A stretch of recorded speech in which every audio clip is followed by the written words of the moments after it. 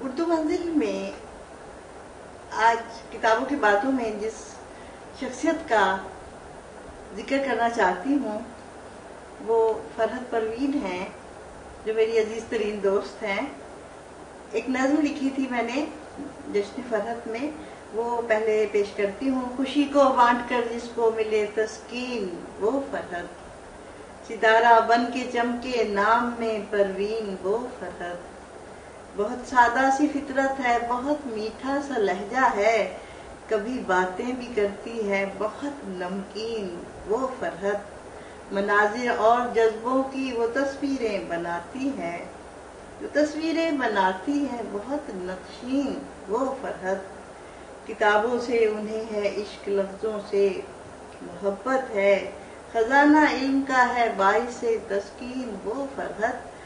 کبھی ہنس بول کر اپنے کسی دکھ کو چھپا لینا، خوشی باہر سے ہے اندر بہت غمگین وہ فرحت۔ کتابوں گلستان ادب کی کر رہی ہیں آبیاری بھی، سجا کر پیش کرتی ہیں گل و نسرین وہ فرحت۔ یہ میری دوست فرحت پروین، جن کی 4 کتابیں شائع ہو چکی ہیں اور ناقدین سے داد حاصل کر چکی ہیں۔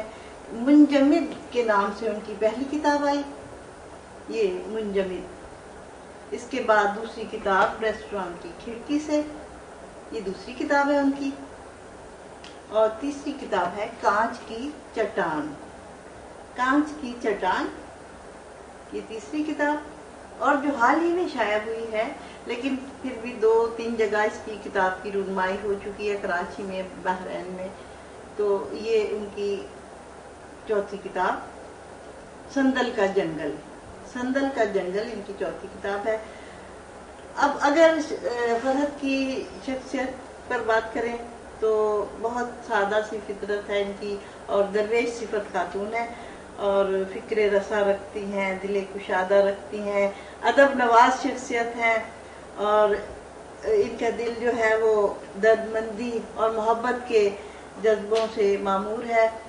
اور فرحت کی کہانیاں جو ہیں ان کے فن کا بہترین نمونہ ہے۔ اگر ہم ان کی کہانیاں پڑھیں تو وہ فرحت وہ ہنستی کھیلتی نہیں، بلکہ ایک بہت ہی درد مند دل رکھنے والی خاتون ہے، اور دلکش انداز میں انہوں نے اپنی کہانیوں کو بیان کیا ہے۔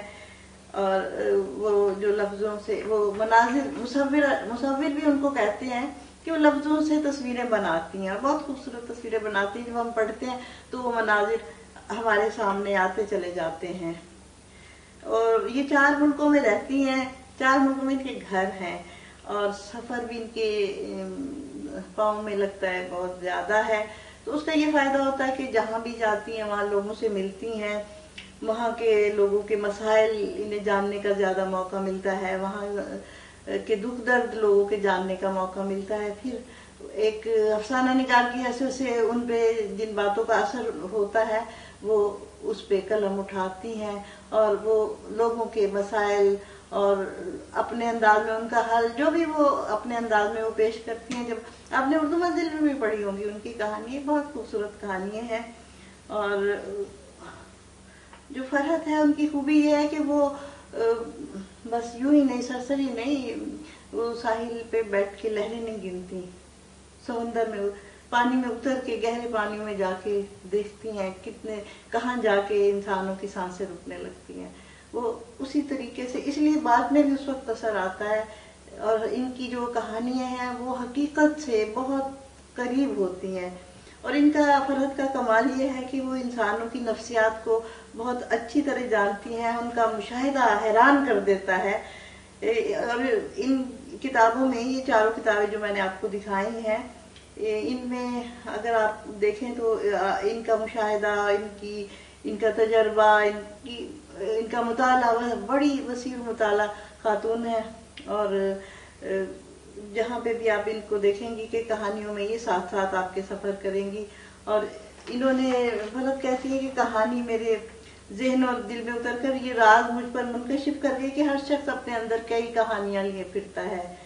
فرحت مزید کہتی ہے، میں جانتی ہوں میری کہانیاں کوئی انقلاب نہیں لا سکتی، بگڑے ہوئے نظام کو نہیں سنوار سکتی، مگر مجھے تو ظلمت کے خلاف جنگ میں اپنا کردار ادا کرنا ہے، اپنے حصے کی شمع جلانی ہے۔ ممکن